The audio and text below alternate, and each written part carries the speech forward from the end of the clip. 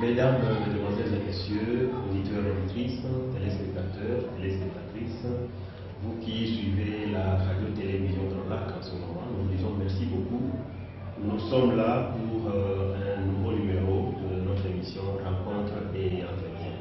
Rencontre et Entretien aujourd'hui, nous sommes encore avec le professeur Bachir Jovitz, avec qui nous allons essayer de passer en revue l'actualité socio-politique et culturelle de la République démocratique du Congo. Sans plus tarder, je me tourne de son côté. Professeur, bonjour. Bonjour, monsieur le journaliste.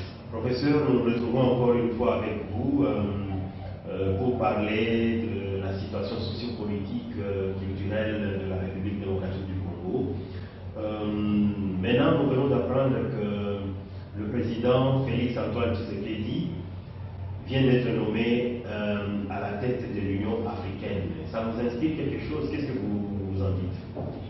Bon, c'est une bonne chose. C'est maintenant qu'on sent que Tshisekedi devient président. De tout son mandat, il y a eu de multiples problèmes, mais aussitôt nommé à la tête de l'Union africaine, on sent réellement qu'il se confirme comme président.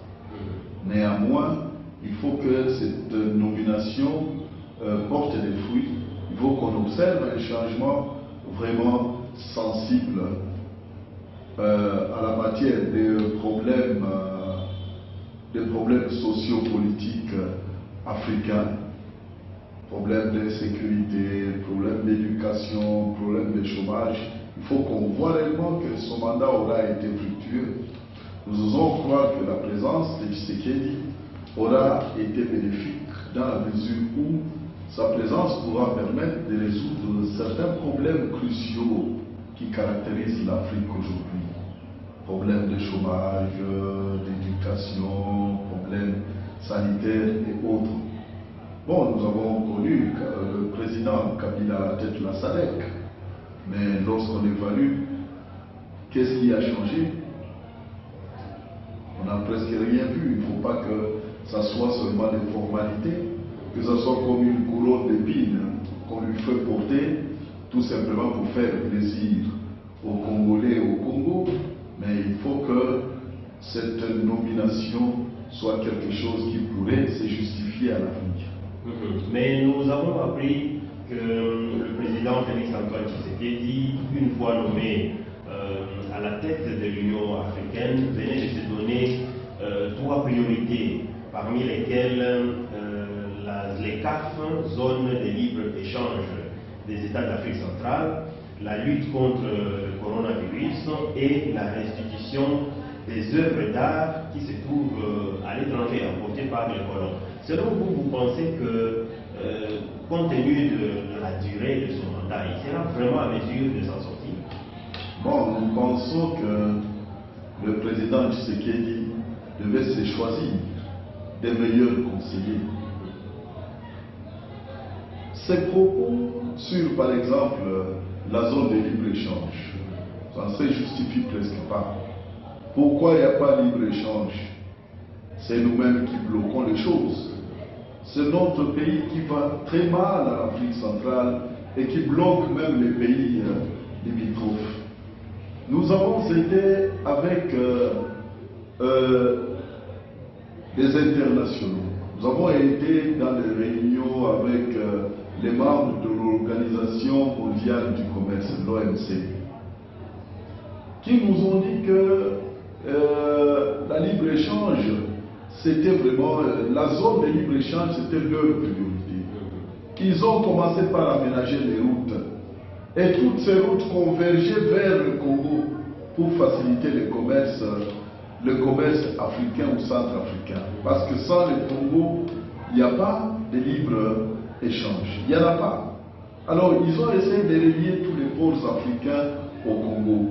Vous avez pendant l'Afrique du Sud le port de Durban, qui est relié au Congo par Kasumbalesa. Vous avez le port de Mombasa et de Dar es Salaam, qui sont reliés au Congo par Ruzizi Ier ici, et peut-être même par Baraka.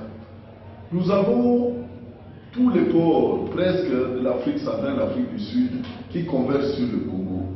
C'est pourquoi vous voyez qu'au Rwanda, il y a des belles routes. En Tanzanie, il y en a parce que la route doit quitter les ports jusqu'à la frontière congolaise. Mais qu'est-ce que le Congo a fait? J'ai demandé à un membre de l'OMC qui m'avait dit que le Congo n'était pas un pays organisé. Je leur ai dit pourquoi ils ont réparé les routes seulement du Rwanda, les routes, par exemple, au Mozambique et ailleurs, les routes qui venaient de l'Afrique du Sud jusqu'à Kasumbalesa, pourquoi ne pas prolonger jusqu'au pays? Ils ont dit que c'est à cause de nous qu'ils ont aménagé ces routes. Et aussitôt arrivé à la porte du Congo, le Congo lui-même devait faire maintenant le propre relais de jonction au sein de ces provinces. C'est que le Congo n'a jamais fait. Si le Congo le faisait aujourd'hui, il y aurait libre-échange. Quand vous êtes à Kasumbalesa, vous avez des bus qui vont jusqu'en Afrique du Sud, par voie routière. Au Rwanda, vous avez des bus qui vont jusqu'à Nairobi, qui vont jusqu'à Mombasa, jusqu'à Dar es Salaam. Toutes ces routes n'ont pas été réparées par les pays respectifs. C'est par l'OMC pour faciliter le commerce. Entre États. Oui, entre États. Toutes ces routes devaient converger vers le Congo. Et toutes ces routes, en réalité, convergent vers le Congo. Mais au sein du Congo même, au sein de la RDC, il n'y a pas de route, c'est là le grand problème. La marchandise peut arriver à nos ici premiers, comment elle arrivera à Chamunda, à Mwenga, comment arriver dans une autre province comme le Maniema, ou comment arriver à l'entrepôt, ou même à l'entrepôt. Même à l'entrepôt, c'est vraiment très difficile. Vous voyez notre route de Guiaba, la route par laquelle passent tous les intérêts de la province, tous les poids lourds passent par là. Vous voyez dans quel état il est. C'est pour vous dire que quand on parle de libre-échange, ça paraît un peu comme de la fantaisie de la France.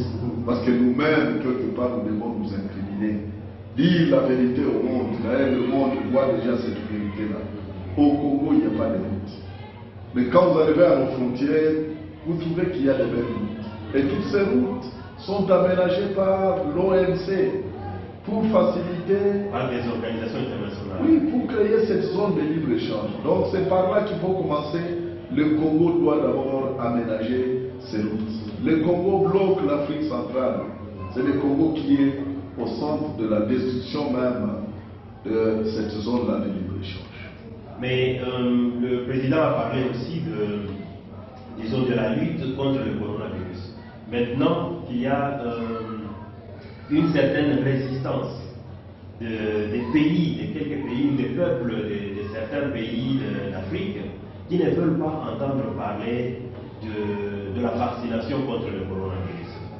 Pensez-vous que le président Félix aura une tâche facile? Bon, le président Félix veut s'inscrire, disons, dans l'optique internationale. Ou sur le plan international, les grands vous parlent des médicaments, vous parlent des vaccins, tout ça. Je vous informe, messieurs les journalistes, que chaque pays a ses propres médicaments. Pas un seul, mais plusieurs médicaments contre le corona. Chaque pays. Au Congo, je crois qu'on en a déjà inventé une vingtaine, si pas une cinquantaine. Si pas une cinquantaine. Alors, de manière qu'on se demande, est-ce que le corona, c'est vraiment une réalité? Oui, c'est peut-être une réalité, mais qu'il faut adapter aux différentes régions. Nous sommes en région tropicale, où il y a du paludisme. Le paludisme, c'est guéri par des Antilles qui existent, des Antilles traditionnelles. Et sur le plan international, lorsqu'on vous recommande la chloroquine, mais on vous dira que cette chloroquine, nous l'utilisons déjà contre la malaria.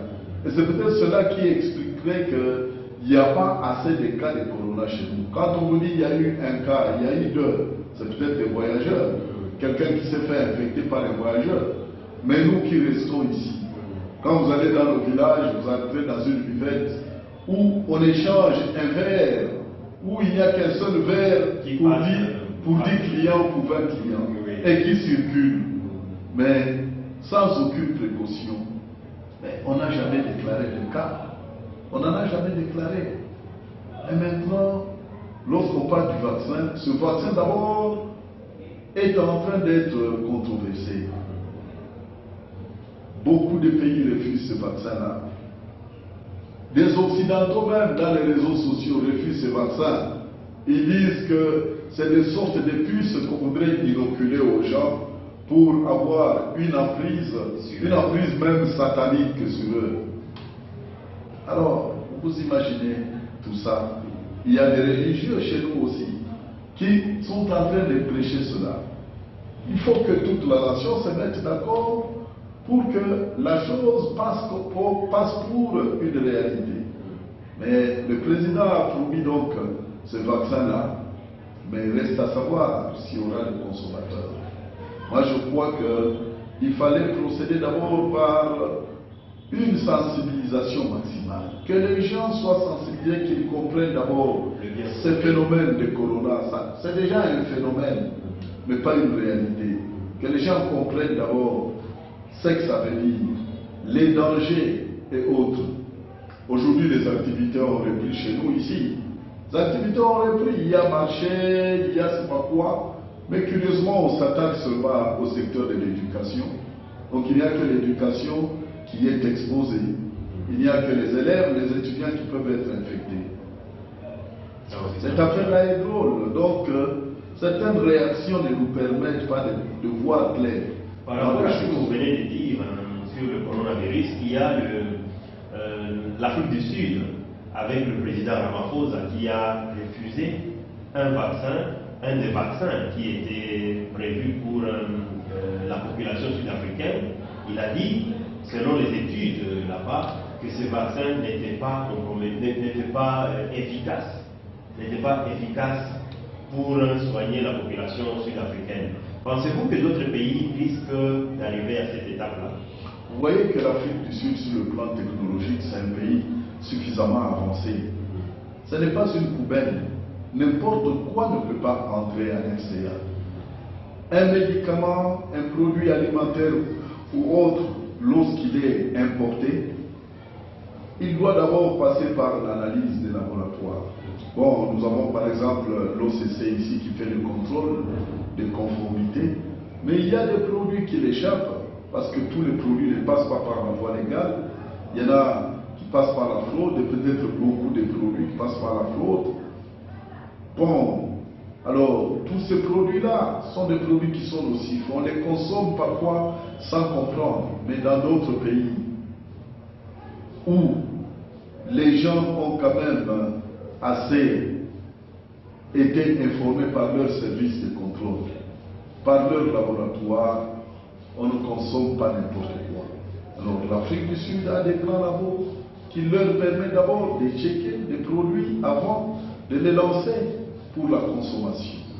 Alors Ramaphosa, s'il aurait dû refuser ce vaccin-là, c'est après analyse. Il n'a pas fait bêtement. Il n'a pas fait bêtement. Il y a la Tanzanie qui a refusé carrément que la maladie elle-même n'existe pas. Et que si la maladie existait, eux-mêmes pourraient entrevoir des méthodes pour lutter. Et pour dire, comme certains le prétendent, que c'est satanique. Bon, le président Magufuli a envisagé même la prière comme moyen de lutte. Comme moyen de lutte. Il a refusé de déconfiner les gens. Bon, c'est après certaines études. Chaque président doit connaître sa population et lorsque notre président décide, il doit d'abord se demander si des pareilles décisions ne sont pas graves, si des pareilles décisions ne peuvent pas créer des controverses, des oppositions ridicules, pas radicales mais ridicules, au sein de la population. Oui, il a aussi parlé de la destitution des œuvres d'art qui se trouveraient à l'étranger et qui avaient été emportées par les colons. Est-ce que ce n'est pas une façon de se créer un conflit ou de se mettre en conflit avec les colons, avec les Occidentaux? Bon, moi je disais au départ que le chef de l'État devait avoir autour de lui des bons conseillers. La réalité congolaise aujourd'hui est que la population souffre. ces œuvres d'art vont apporter quoi de neuf? Ça c'est culturel. Vont apporter quoi de neuf? Comment sont conservées les autres œuvres d'art? Nous avons même des marchés pirates quand vous allez au Bel Air à Lubumbashi. Bon, les œuvres d'art sont exposées sur la route, n'importe qui peut les acheter, même l'expatrié peut les mettre dans sa valise, alors que dans d'autres pays, ça fait partie du patrimoine, ça ne quitte pas comme ça. Quand vous allez en face de l'hôtel résidence dans la commune d'Ibanda, vous trouvez que les œuvres d'art sont vendues à vil prix et n'importe qui les achète. Quand vous circulez notre ville ici, il n'y a pas de musée. Ces œuvres d'art seront gardées où? Vous allez les amener à Kinshasa. Moi, je suis mouchi, je réclamerais que ça vienne, ça rentre chez moi, je vais dans mon village, dans les territoires. Mais qu'est-ce qu'on va en faire? On a faim. Demain, on va les vendre, on va les revendre. Et à vil prix. Ça va revenir à ces mêmes Européens qui les avaient vendus. C'est drôle. Moi, je crois qu'il fallait cibler les problèmes essentiels, comme le problème d'éducation, comme je l'ai dit, le problème de santé, le problème de chômage, le problème même du panier de la ménagère. Il y a beaucoup de problèmes qu'il faut résoudre d'une manière prioritaire avant qu'il ne soit tard. N'importe qui ici voudrait créer sa propre rébellion, sa propre troupe armée, parce qu'il sait que c'est par la guerre qu'il faut passer pour une vie meilleure. Et vous avez votre arme, vous allez spolier, vous allez voler, vous allez faire ce que vous voulez. Alors tout le monde voudrait aller de ce côté-là. C'est vraiment compliqué. Alors, selon vous, vous pensez qu'il aura la tâche facile ou comment? Qu'est-ce que vous pouvez prédire pendant cette période de règne de Félix Tshisekedi comme président de l'Union africaine? Moi, je verrais que le président de la République, d'abord, réunifie le pays. Réunifie les pays. Le pays n'est pas... Bon, sur le plan théorique, le Congo est un et indivisible. Mais sur le plan maintenant pratique, vous trouvez que le Congo est divisé. Autrefois, je vous ai parlé des rébellions par-ci par-là. Vous dire que l'Est est coupé de l'Ouest. Est coupé de l'Ouest aujourd'hui.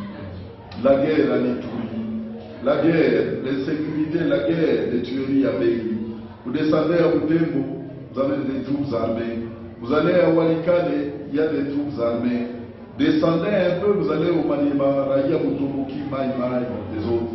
Vous descendez vers le sud Kivu, vous avez à Fizi ici, vous avez le groupe Yakutumba, et vous avez d'autres Maïmaï. Il y a même des Maïmaï Mazébé, comme l'équipe de football. Il y a des Maïmaï Android, on se demande c'est eux qui nous fabriquent des téléphones Android. Descendez un peu plus bas, vous avez vers le Tanganyika, la guerre entre Bantou et autochtones. Les Pygmées. Vous avez aussi des Maïmaï qui font défection. Il y a aussi les Bakata Kata. Vous allez maintenant à Lubumbashi, vous avez Gédéon là et c'est tout. Les Bakata Katanga. Il y a aussi d'autres qui se réclament Maïmaï. Si vous assurez la carte, la partie est, où il y a des tumultes comme ça, vous constatez réellement que la partie blanche ne reste qu'à l'ouest. Comme qui dirait que le gouvernement en place, que ceux qui ont le pouvoir ne règnent que sur l'ouest et non sur l'est. Et même si on voit très bien les pays qui entourent la République démocratique du Congo, il y a certains pays qui sont aussi dans des tensions. Par exemple, la Centrafrique, il y a des guerres, il y a des tensions par-ci par-là. Je pense que le président ferait mieux de voir comment essayer de stabiliser toutes ces tensions. Moi, je pense que ce serait une priorité. Moi, je verrais, voilà que le président de la République dise sur le plan qu'il faut rétablir la sécurité en Afrique. Il faut commencer par créer une armée continentale d'intervention en pareil cas, comme on l'a fait en Afrique de l'Ouest, où ils ont leur armée commune pour combattre les djihadistes et les autres qui veulent créer des ennuis aux différents peuples. Je pense pour l'Afrique, si on avait cette armée-là, nous sommes obligés d'aller vers les Nations Unies. Vers les Nations Unies, on nous envoie maintenant n'importe quoi ici chez nous. Au Monisco, c'est pas mission des Nations Unies en Centrafrique. Mais quand vous leur demandez d'intervenir, ils disent non, nous ne sommes pas encore à cette phase-là. Ils ont des chars de combat, ils ont des armées plus sophistiquées que nos propres armées africaines. Ils ont tous les matériels, mais ne peuvent pas intervenir. Comme au Congo, on dit qu'il y a toujours des tueries au niveau de Beni. Alors qu'ils sont là. Ils sont là, il y a des drones qui sont incapables de nous dire qui sont ces gens-là. On ne nous donne jamais les résultats. Leurs drones circulent, mais on n'a jamais vu les photos. C'est pour les Nations Unies, c'est pour eux. J'aime bien mon ami, les frères Kadhafi, Muammar Kadhafi. Je pense que l'idée de créer les États-Unis d'Afrique serait une très bonne idée. Kadhafi lui-même, le père de l'Union africaine est né chez lui, dans son village même de Sirte. Alors, si on pourrait renchérir ces idées et voir à l'origine ce que le créateur, ce que l'instigateur Kadhafi pensait, je crois qu'aujourd'hui, on ne dirait pas n'importe quoi. On serait en train de se dire d'abord, la priorité des priorités, c'est la sécurité. Le pape, dans son encyclique, avait dit ceci, avait dit que la paix est le nouveau nom du développement. Il n'y aura pas de développement tant qu'il n'y a pas de paix. Il n'y aura pas de bonne éducation. Il n'y aura pas de bienséance sur le plan sanitaire tant que l'insécurité existe. Et nous commençons à les sentir. Les gens se font braquer même à midi chez nous à Bukavu. À 15 h, il y a des tueries. Oui. Des gens qui tuent et qui disparaissent comme un éclair. Ça, c'est vraiment drôle au XXIe siècle. Comme dans les films western. Mais comme vous venez de parler des gens qui viennent, qui partent, qui disparaissent, ça, je crois que c'est causé par une insécurité grandissante qui se vit déjà dans notre pays. Mais pour parler de cette insécurité, parlons un peu de la situation carcérale dans la République démocratique du Congo, qui devient de plus en plus généralisée avec des évasions en masse dans plusieurs provinces. Selon vous, qu'est-ce qui serait à la base de ce genre de comportement dans presque toutes les provinces de la République démocratique du Congo? Monsieur les journalistes, vous voyez que dans un pays où il y a l'anarchie, ça veut dire les autres, tout est possible. L'insécurité, la faim, des cas de maladies surviennent, comme qui dirait que le malheur ne choisit que le bon moment. Le malheur ne choisit que le bon moment. On aura bien arrêté les gens, on aura incarcéré les gens, mais ça ne changera rien du tout. Rien. D'abord, les conditions carcérales. Est-ce que les conditions carcérales sont vraiment bonnes pour dire qu'on peut arrêter quelqu'un ici chez nous? Il n'y a pas de raison, il n'y a pas de raison. Nos prisons ici sont des mouroirs. Sont des mouroirs. Des enfers, on dirait même à ciel ouvert. Des camps de concentration de type nazi. Une prison destinée à 500 personnes qui commence à accueillir 2000, 2500 personnes. Vous trouvez que ça c'est une prison? Dans les pays développés, la prison c'est quoi? C'est le pénitencier. On l'appelle pénitencier, un terme vraiment ecclésiastique ou ecclésial. Pour dire que lorsqu'on amène quelqu'un à prison, c'est pour qu'il fasse pénitence.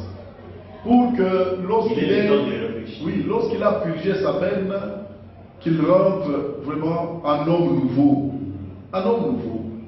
Mais lorsque vous allez en prison, toutes les misères du monde, c'est là-bas. Toute la grande débauche, c'est là-bas. C'est en prison. Toute la souffrance ou toutes les souffrances du monde, c'est dans nos prisons ici. Tous nos prisonniers ont les muscles tendus, les nerfs tendus. Qu'il suffit d'un petit événement, on vous dira, bon, il y a eu évasion. Il y a eu évasion à Calais, il y a eu évasion à Kabale, il y a eu évasion récemment à Kindu, il y a eu évasion même en Équateur. Même à Mwenga. Oui, même à Mwenga. Quand vous allez au Kassai, il y a évasion. À Lubumbashi, n'en parlez plus. Mais évasion pourquoi? Les gens qui entrent n'ont pas envie vraiment d'y rester. Or, dans d'autres pays, il y a de ces prisonniers qu'on relâche et qui refusent de rentrer à domicile, qui vous disent qu'ils n'ont plus d'adresse, qu'ils n'ont plus assez de connaissances. pour avoir fait plus de 10 ans et qu'ils préfèrent rester là-bas. Mais dans nos prisons, non. Si on demandait à tous les prisonniers qui voudraient rentrer à la maison, c'est tout de suite là que la prison sera vide. Et puis, quand vous voyez des cas, il y a des prisonniers de basse classe qui sont là. Il est là parce qu'il avait piqué une chemise quelque part. Est-ce que ça vaut la condamnation à mort? Ça vaut toute une vie là-bas. C'est parce qu'il y a eu abus de confiance. Il a trompé. C'est parce qu'il a eu faim qu'il a bouffé la chèvre du voisin. Et il se retrouve en prison. Au même titre que celui qui a tué. Au même titre que celui qui a blessé à la machette. Au même titre que les violeurs et autres.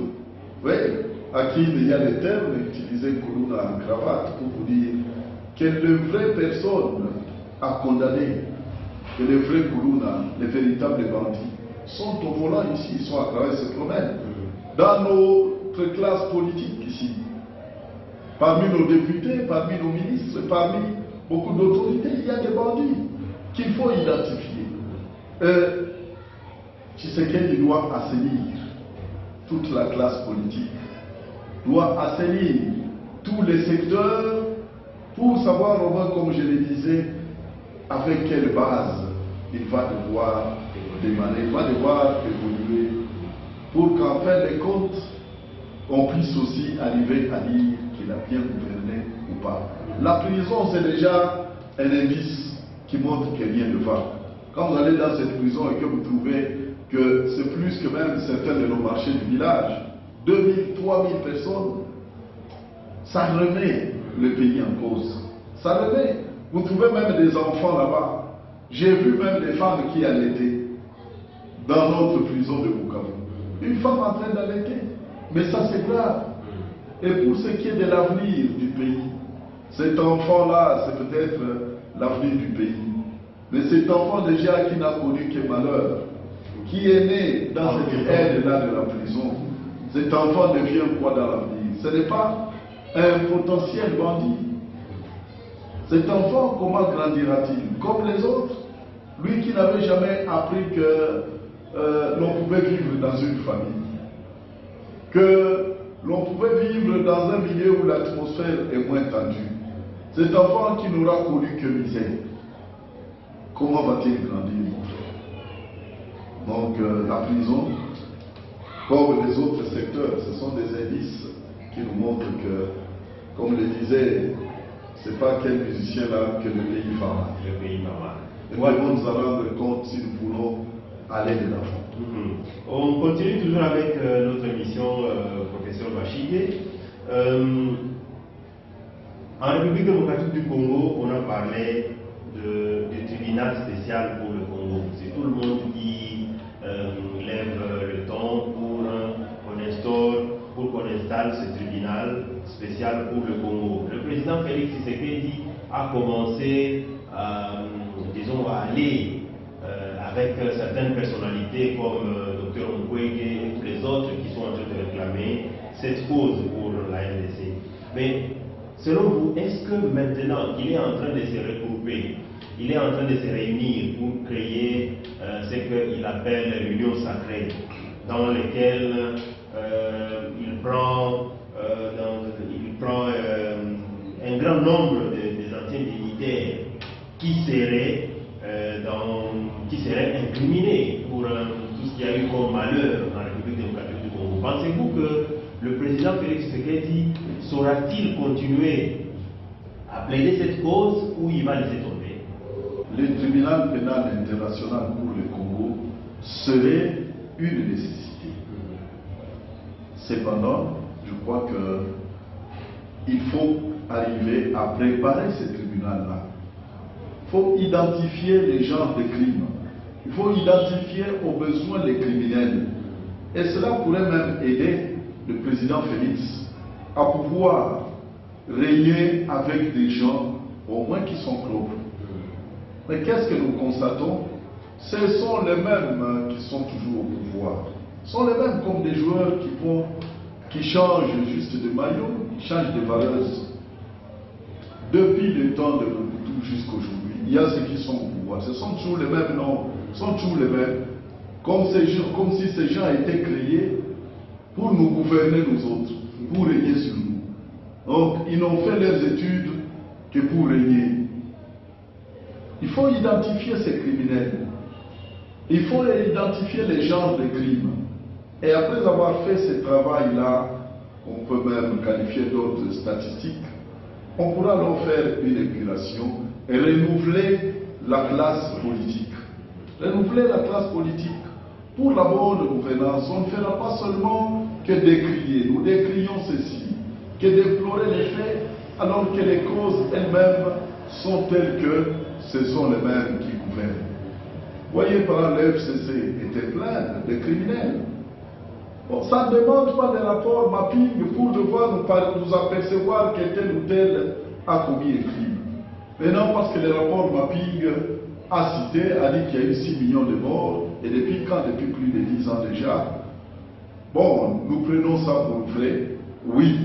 Mais est-ce que cela nous empêche nous-mêmes de voir, d'identifier les criminels qui sont autour de nous, qui ont tué, qui continuent à tuer, physiquement, économiquement, politiquement, etc. Quelqu'un qui vous détourne des milliards, laissant périr les enseignants, laissant périr les agents de l'État, n'a-t-il pas commis un crime qui dépasse même un crime ordinaire de guerre? N'est-il pas criminel au même titre que quelqu'un qui a assassiné? Oui, les violeurs eux-mêmes. Vous trouvez dans certains milieux ici des gens qui ont fait du théâtre, qui demandent même à un père de violer sa fille en présence de tout le monde, ou à un garçon de violer sa mère, ou carrément on viole sa soeur en sa présence. On prend une fillette de 13 ans, celle de 14 ans, de 15 ans, ensemble confondus. On les prend pour femmes. Vous vous imaginez quelle société on est en train de bâtir? Oui, ce sont des crimes graves. Mais il faut qu'on arrive à identifier, à dire, bon voilà, voici les crimes qui sont condamnables, que nous estimons. Et au cas où, par exemple, on voudrait choisir maintenant le mode des tribunaux, des jugements, le mode des sanctions, est-ce qu'il faut faire comme les Sud-Africains, dire, bon voilà, nous créons un tribunal, vérité et réconciliation, parce qu'il y a beaucoup d'incriminés? Faut-il envisager une prison ou demander à la haie de pouvoir les arrêter? Donc le procès commence au Congo et va se terminer à la haie. Donc tout ça, tous ces préalables là-bas, quelle formule ça devra prendre? Oui, le Nobel, Mukwege et les autres ont émis ce souhait-là. Mais maintenant, il faut que nous, il faut qu'il y ait une équipe technique qui pourra maintenant essayer d'étudier, de ramasser tous ces aspects là-bas et voir maintenant comment asseoir ce tribunal. Est-ce que selon le modèle de la haie, est-ce selon le modèle sud-africain, vérité et réconciliation, et selon le modèle rwandais où il faut envoyer en prison ou au pichet, il faut brûler vif? Est-ce que tout ça, ça doit être étudié? Est-ce qu'il faut fusiller, le mettre sur un poteau et fusiller un matin là ou un soir, au bord du lac ou dans la forêt? Bon, c'est ce qu'il faudrait étudier et que toute la population y voit un peu clair. Il ne faut pas que ce soit comme du théâtre, joué par certains, et nous, peuple, nous sommes en train alors d'observer à distance, d'acclamer ou de condamner. Non. Il faut que tout le monde voit, tout le monde participe, que tout le monde en soit conscient. Et peut-être ça permet de mieux prévenir. De mieux prévenir. Parce qu'au moins, on a un modèle à imiter. On a un modèle à imiter, on a un modèle à rejeter quelque part sur le plan moral. À suivre tel procès, telle condamnation, on s'est dit non. On commence même par avertir la progéniture qu'il ne faudrait plus que cela se répète. Oui, parlons un peu, revenons encore une fois à la République démocratique du Congo, parlons de ces limogeages du bureau du Sénat, du bureau de l'Assemblée nationale. Est-ce que c'est une bonne chose pour l'Union sacrée que le président cherche à mettre en place, ou on on dirait que cette union sacrée risque de devenir un déversoir de tous ces gens-là qui ont été aux commandes les années passées. Cette union sacrée risque d'être une union sacrée comme celle de nos parlementaires, de nos 13 parlementaires, Tshisekedi, Birindwa et les autres. L'union sacrée de l'opposition radicale, qu'on commençait à qualifier d'union sacrée de l'opposition ridicule. Ridicule. Bon, lorsqu'on voit certaines têtes du FCC, les grandes figures, les figures de proue du FCC, les grands animateurs dans l'union sacrée, on se demande que sera le sort de cette union sacrée. Cette union sacrée ne va pas plonger vers le ridicule. Nous voyons les FCC, si on en tient aux origines, au regroupement. Les regroupements, ça c'est le terme des FCC. Ce sont des regroupements du FCC, ce ne sont pas des regroupements de l'union sacrée, on peut se tromper. Ce sont des regroupements du FCC. Lorsqu'on voit ces regroupements se déverser dans l'union sacrée, on se dit, mais finalement c'est quoi? Ces gens sont encore en train de devenir majorité dans ce qu'on dit majorité plurielle de l'union sacrée. Alors tout de suite là, le président Félix peut-il estimer que ces gens sont derrière lui par nationalisme ou par simple intérêt? Parce qu'ils veulent encore spolier, ils veulent protection, ils veulent des postes ministériels et autres. Moi je crois qu'il faut que le président de la République et tous ceux qui sont franchement derrière lui voient clair dans ces dossiers-là. Voient clair, nous ne voulons pas citer des personnalités, les grands animateurs du FCC, que nous voyons aujourd'hui dans l'union sacrée. C'est peut-être un danger, c'est peut-être une stratégie. Dire, bon voilà, acceptons tous, allons-y, et vers la fin nous allons faire défection. Mais dernièrement ici, nous avons vu, on a limogé le bureau de l'Assemblée nationale, mais après les élections, nous retrouvons encore des gens du FCC qui sont encore dans le bureau définitif. Qu'est-ce que vous en dites? Cette affaire de regroupement implique directement ce que vous appelez quota. Donc, dans ceci, il faut un quota. On dit, bon, premier groupe parlementaire, deuxième groupe parlementaire, troisième groupe parlementaire, et en prenant ça comme critère, on retombe à la case de départ. On revient encore au système FCC. Et pour constituer les gouvernements, certainement qu'ils vont faire la même chose. Et vous allez trouver ces bandits là-bas, tous ces présidents des partis politiques redevenus ministres. Parce que quand on vous dit c'est les quotas de tel parti, ce n'est pas le président qui va regarder en face. C'est toujours le président du parti qui prend ce quota du parti-là. C'est lui le ministre. Et vous allez vous risquer de retrouver les mêmes ministres au même poste ministériel avec les labels d'union sacrée. C'est ça le danger. Et comment alors renouveler la classe politique? C'est pourquoi je vous disais que ce tribunal pénal pour le Congo serait vraiment un atout. Ça permettrait de faire une épuration. Dans quel pays on peut dire, bon voilà, on nomme un ministre qui ne peut pas aller dans tel pays ou dans tel pays de l'Union européenne, qui ne peut pas aller aux États-Unis, qui n'est ministre que de ce pays, peut-être ministre de Kinshasa, qui ne sait pas fouler ses pieds dans une des provinces. Les ministres viennent de partir, le gouvernement Ilunga vient de tomber. Combien de ministres ont été au Maniema? Combien de ministres ont visité le Tanganyika ici, en province? Combien de ministres ont été en Ituri? Vous trouverez personne. Ils sont tous à Kinshasa, dans leur bureau climatisé. Ils n'ont jamais fait l'intérieur. Quand on tue les gens à Bukavu ou ailleurs, vous ne verrez jamais un ministre de l'Intérieur sur le terrain. Jamais. Il est là. Qui est tel ou tel scandale? Bon, il y a des maisons qui s'écroulent ici suite à l'érosion et autres. Vous ne verrez jamais un ministre de l'Environnement, vous ne verrez jamais un ministre des Affaires sociales venir pour dire, bon, allons quand même compatir avec nos concitoyens. Ça n'existe nulle part au monde. Nulle part.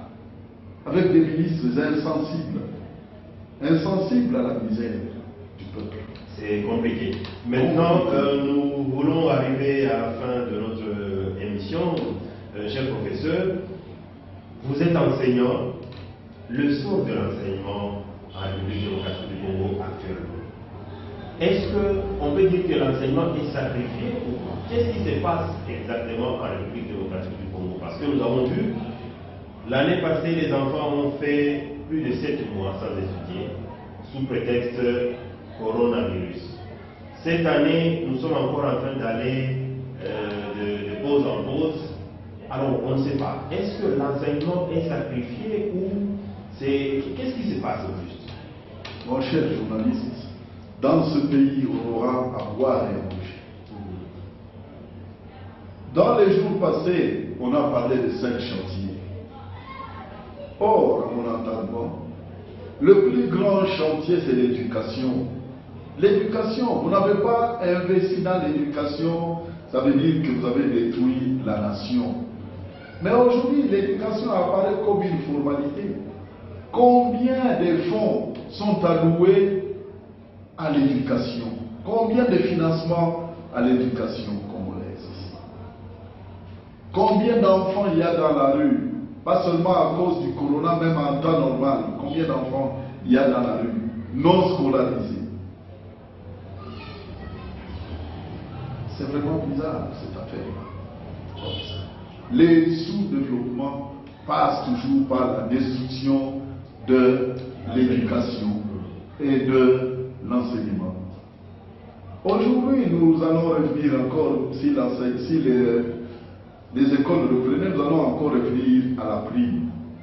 Je vous l'informe. Avec la Banque mondiale, avec son financement de 10 millions, de 100 millions de dollars, on se disait qu'il y aurait une gratuité de l'enseignement.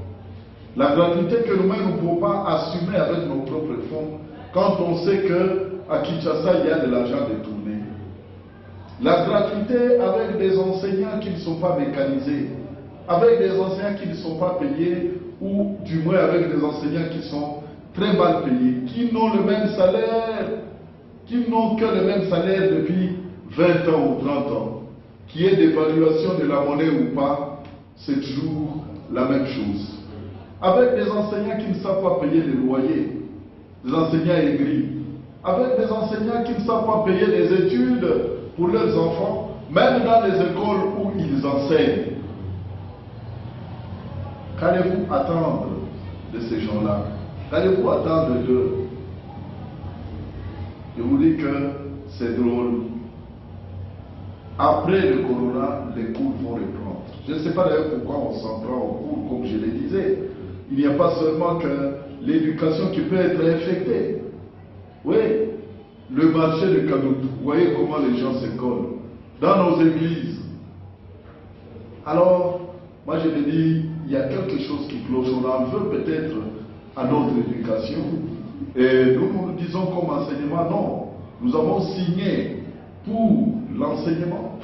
Nous avons signé pour l'éducation et nous n'accepterons pas que notre éducation disparaisse. Et si nous-mêmes nous sommes professeurs, c'est parce que nous avons été éduqués dans de bonnes écoles, dans des écoles au moins où les enseignants étaient encore rémunérés, dans des écoles où au moins les enseignants étaient respectés, où les parents aussi étaient servis de manière à payer les nécessaires pour leurs enfants. Mais c'est regrettable, et moi je suis en train de me dire que avec la situation actuelle, même si on est confiné, cette situation reste cruciale. Et je pense que le président de la République, avec tous les spécialistes en matière d'éducation, devait organiser une sorte de table ronde. Table ronde, discuter, parler à vive voix des problèmes d'ordre éducatif. Voir comment trouver les palliatifs, même provisoires, avant le temps. Les promesses, non, on n'en veut plus, mais il faut quand même quelque chose de concret, que les gens voient quand même qu'il y a une sorte de volonté. L'année passée, on a parlé de la gratuité, mais on n'a pas subsidié les écoles. Oui. Même un stylo de 100 francs, même un cahier de 200 francs, on n'a pas vu. pour permettre aux enseignants de préparer même leur matière, de préparer leur cours. Mais on va dire, bon, qu'il y aurait gratuité. Mais est-ce que cette gratuité était une réussite? Comme principe, je pense qu'il ne faut pas qu'on aille de mal en pis. Le chef de l'État, je crois, dans sa nouvelle conception, doit se faire conseiller par des gens qui valent la peine, pas par des gens qui voient leurs intérêts, qui ne voient pas les intérêts du peuple, qui ne voient pas les intérêts de la République, des gens qui sont contre la République. Que l'on mette à côté tous les fanatismes d'ordre politique, que l'on mette de côté toutes ces affaires-là, ce n'est pas des coalitions, toutes ces affaires-là des conventions de Genève, de Nairobi et autres, c'était pour des fins électorales, les élections sont passées. Ces affaires de regroupement, parce que même les représentants de ces regroupements n'y croient même plus. Ils peuvent y croire dans la mesure où ils savent que ça va leur apporter des titres, ou ça va leur apporter de l'argent. Mais moi je crois qu'il faut quelque chose de plus républicain. Il faut une révolution républicaine. Merci professeur, nous arrivons à la fin de notre émission. Chers auditeurs, auditrices, téléspectateurs, téléspectatrices, nous vous disons merci beaucoup pour votre fidélité à notre chaîne.